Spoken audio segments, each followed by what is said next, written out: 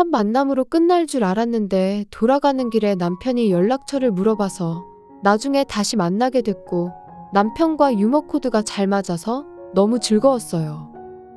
그 후로도 몇 차례 데이트하면서 우리는 사귀게 되었어요. 둘 다 아직 20대 중반이었기 때문에 저는 아직 결혼 생각이 없었지만 남편은 빨리 결혼하고 싶다는 말을 자주 했어요. 그리고 실제로 사귄 지 반년 정도 지났을 때 청혼을 받았어요. 저는 사귄 지 반년 만에 결혼하기에는 조금 이르다고 생각했지만 남편과 함께 있는 시간이 즐거웠고 함께 있을 때 너무 다정다감해서 이 사람이라면 즐거운 결혼 생활을 할 수 있을 것 같아서 승낙했어요. 주변에서 걱정을 많이 했는데 그런 것들을 무시하고 결혼을 하게 됐어요.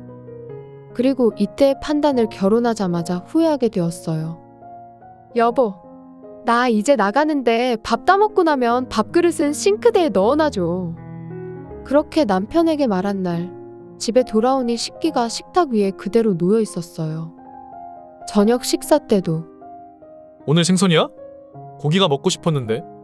일하느라 피곤한데 체력 보충을 시켜줄 생각은 안 하는 거야? 애처럼 반찬 투정을 하고 또 집안일은 제가 하는 게 당연하다고 생각하는지. 셔츠 왜 다림질 안 해놔? 출근할 때 매일 빳빳하게 다림질된 셔츠를 꺼내 입는 게 로망이었는데. 라며 매일 저에게 이런저런 요구를 했어요. 지금 생각해보면 맞벌이니까 좀 더 항의를 해야 했는데 저도 아직 어려서 여자가 다 하는 건 줄 착각하고 있었어요. 그리고 결혼하고 비교적 빨리 아이를 낳았어요. 그게 바로 제 아들 수환이에요. 임신 동안은 힘들었어요. 입덧이 심할 때도 남편은 평소처럼 저에게 집안일을 시켰기 때문이에요. 저기, 나 입덧 때문에 너무 힘들어. 아무것도 안 먹고 기름 냄새 맡는 것만으로도 속이 울렁거려. 입덧이 좀 가라앉을 때까지만이라도 여보가 요리 좀 해주면 안 돼? 내가 요리를 해야 한다면 결혼한 의미가 전혀 없잖아.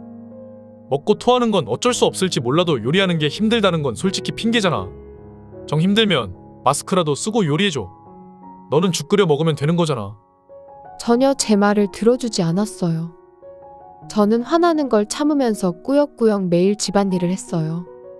그런 괴로움도 우리 수환이가 태어난 순간에 눈 녹듯 모두 사라졌어요.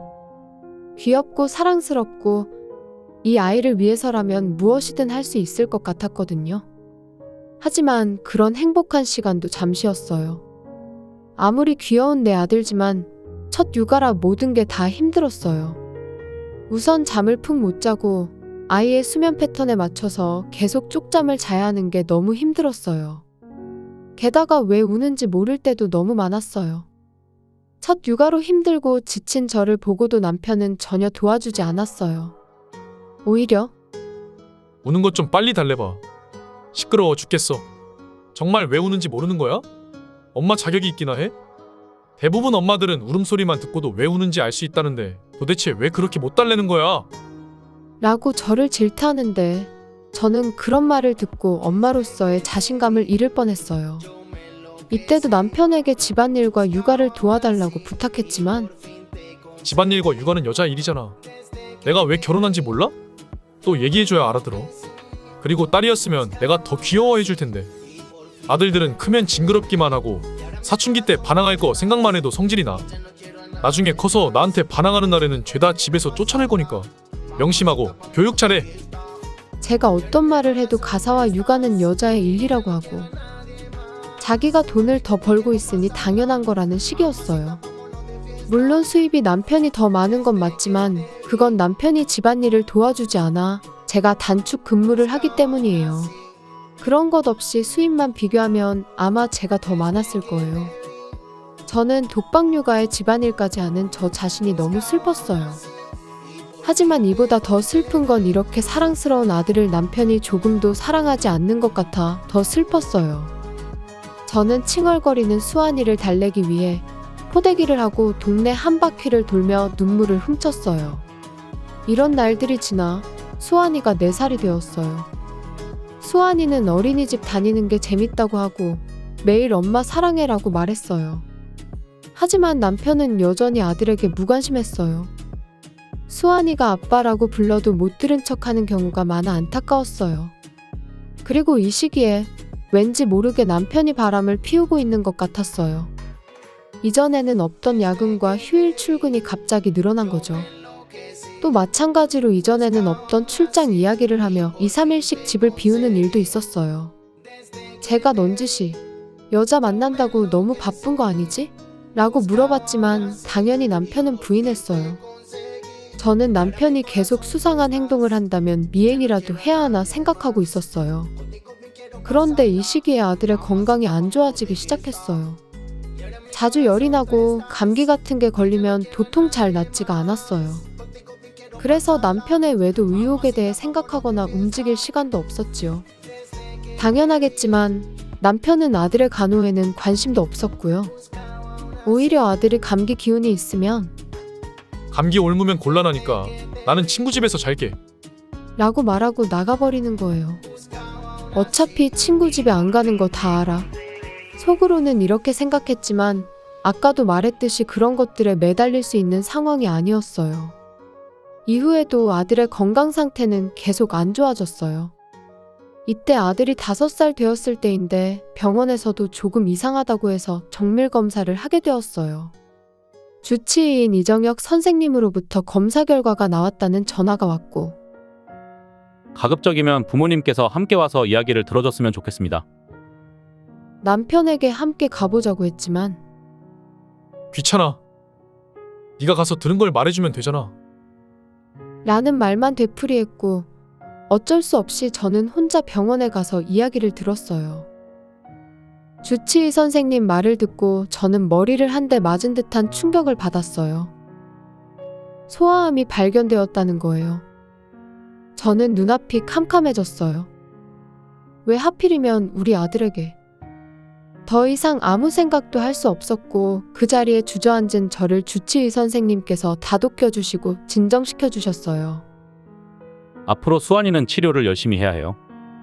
어머니께서 아주 힘드시겠지만 슬픈 표정을 짓고 있으면 수환이가 더 힘들어해요. 저는 이 말을 듣고 정신이 번쩍 들었어요. 그래. 슬프고 우울해도 참아보자. 수환이를 꼭 낫게 해야지. 그리고 저는 집에 돌아와 남편에게 들은 이야기를 전했어요. 과연 아들이 소아암이라는 걸 알게 되면 남편이 변할까? 함께 최선을 다해보자고 말하겠지? 그러나 제 기대는 허무하게 무너졌어요. 남편은 생각에 잠긴 얼굴로 한마디를 했어요. 미안한데 나는 자신이 없어. 우리 이혼해. 그리고는 이혼 신고서를 제 앞에 내밀었어요. 저는 지금 무슨 일이 일어나고 있는지 이해할 수 없었어요. 뭐? 무슨 소리야? 병원에서 부모님 보고 함께 오라는 건 큰일이라고 생각했어. 뭔가 큰 병이라도 걸렸을 거라는 느낌이 들었지. 예상했던 대로 단순한 게 아니었네. 솔직히 너랑은 이미 이혼하고 싶다는 생각을 하고 있었어. 결혼하고 나서 나한테 집안일 하라느니 육아 함께 하자느니 잔소리했잖아. 애가 있으니까 이혼만은 참고 있었는데 암이면 치료한다고 해도 살 수 있는 가망성이 거의 없잖아. 그거 내 사인은 해놨으니 나머지 작성해서 제출해줘. 그렇게 말하고는 얼른 침실로 가버렸어요. 저는 그 이혼 신고서를 앞에 두고 몇 시간 동안 그 자리에서 움직일 수 없었어요. 지금까지 가사와 육아의 비협조적이었던 것은 그래도 참을 수 있어요. 하지만 이번 일은 참을 수 없었어요. 다만 암에 걸린 아들을 나 혼자서 키울 수 있을까? 부모님은 멀리 떨어져 살고 있고 아직 직장도 다니고 계신데 내가 일을 하면서 수환이 뒷바라지해야 하는데 저는 막막해서 눈물이 멈추지 않았어요. 게다가 수환이에게 안 좋은 일이 생긴다면 저는 살아갈 자신이 없었어요. 그런 생각을 하고 있을 때 자고 있던 아들이 깨어났어요. 저는 서둘러 눈물을 닦아냈어요. 수환아, 왜 일어났어? 화장실 가고 싶어? 엄마, 무슨 슬픈 일 있어? 어디 아파? 이번엔 내가 엄마 안 아프게 해줄게. 저는 아들을 불안하게 하지 않기 위해 눈물을 닦다가 눈물이 멈추지 않아 아들을 껴안았어요. 저는 소중한 아들을 위해 굳게 마음을 먹었어요. 그 다음날 남편은 작별 인사도 없이 짐을 싸서 떠났어요. 그리고 그로부터 10년의 세월이 흘렀어요. 제가 마트에서 장 보고 있는데 드디어 찾았네 라는 목소리가 들렸어요. 돌아보니 거기에는 10년 전보다 더 늙어 보이는 건 당연하겠지만 어딘지 모르게 지쳐 보이고 옷차림도 초라해 보이는 전 남편이 있었어요. 갑작스러운 상황에 제가 놀랐는데 전 남편은 아랑곳하지 않고 계속 말을 이어갔어요. 계속 찾고 있었어. 집도 이사한 것 같고 넌 SNS도 전혀 안 하잖아. 친구들한테 물어보니 이 근처에 산다고 해서 이마트에 올 거라 생각하고 계속 기다리고 있었어. 그래서 갑자기 무슨 일인데? 아무리 전 남편이라고 해도 너무 남처럼 대하는 거 아니야? 지금 혼자 살지? 어차피 너 같은 애랑 결혼할 멍청한 놈은 없을 테고. 지금쯤이면 수환이도 하늘나라로 갔을 것 같은데 나랑 다시 시작하자. 아직 우린 30대니까 아이 한 명 더 낳을 수 있어. 전 남편은 계속 주절주절 말을 했는데 지난 10년간 재혼도 한 번 했는데 임신이 되지 않아 이혼했다네요. 나중에 늙어서 혼자인 것보다는 둘이가 안 낫겠어? 전 남편이 웃으며 말하는데 저는 이제야 상황 파악이 됐어요. 이미 둘째를 낳아서 괜찮아. 그리고 전혀 외롭지 않거든. 그러자 전 남편이 콧방귀를 뀌었어요. 그때 저를 부르는 소리가 들렸어요. 그곳에는 수환이, 둘째 아들, 지금의 남편이 서 있어요. 남편은 놀란 듯 입이 벌어졌어요. 수환이는 벌써 중학생이야. 그리고 얘는 둘째. 이 사람은 내 남편이고. 재혼했구나. 너 어차피 별 볼 일 없는 거랑 재혼한 거 아니야? 내가 다시 만나자고 할 때 똑바로 잘 생각해. 안녕하세요. 제가 그렇게 별 볼 일 없어 보이나요?